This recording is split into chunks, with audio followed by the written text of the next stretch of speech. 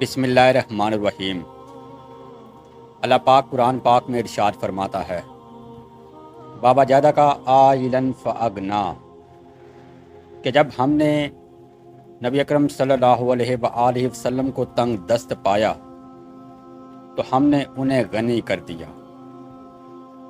اصل میں یہ آیت سیدہ ام المومنین حضرت خدیجۃ الکبریٰ کی شان میں نازل ہوئی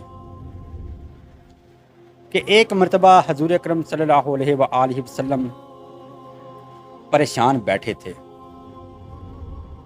تو آپ رضی اللہ تعالی عنہ نے حضور سے پوچھا کہ یا رسول اللہ کیا بات ہے؟ تو حضور نے کہا کہ اہل مکہ محتاج اور بھوکے ہیں۔ تو حضرت خدیجۃ الکبریٰ سلام اللہ علیہا نے اپنا سارا مال حضور کے قدموں میں نشاور کر دیا۔ حضرت ابوبکر صدیق فرماتے ہیں کہ اتنا سونا تھا اور اتنا ڈھیر لگا ہوا تھا سونے کا کہ دوسری طرف کھڑا شخص دکھائی نہیں دیتا تھا۔ آپ نے سارا مال اہل مکہ میں تقسیم کر دیا، اللہ کی راہ میں قربان کر دیا، اور کہا کہ یہ جو مال ہے یہ آپ سرکار صلی اللہ علیہ وآلہ وسلم کا ہی مال ہے، وہ جس کو چاہے عطا کر دے۔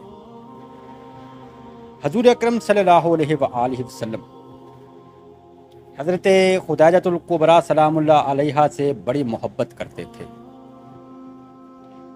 جب تک آپ حضور اکرم صلی اللہ علیہ وآلہ وسلم کے ساتھ رہی تو حضور نے دوسرا نکاح نہیں کیا۔ حضرت خدیجۃ الکبریٰ آپ کی پہلی زوجہ مطہرات تھی اور سب سے پہلے عورتوں میں اسلام لانے والی ہیں۔ ملکیت العرب ہو کر اپنا سارا مال حضور کے قدموں پر نشاور کر دیا۔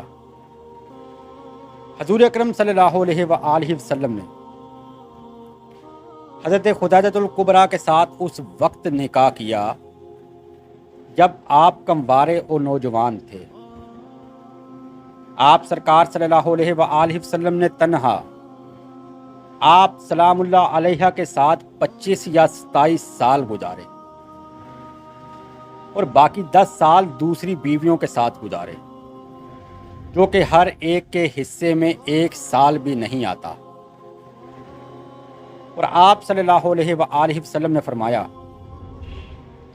کہ خدیجہ تمام بیویوں سے افضل اور بہتر ہے، اس کا ثواب دگنا ہے۔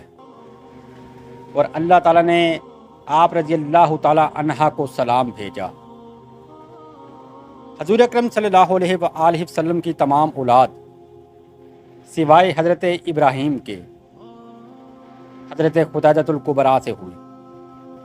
تمام سادات کا شجرہ نسب آپ ہی سے ملتا ہے۔ حضور اکرم صلی اللہ علیہ وآلہ وسلم نے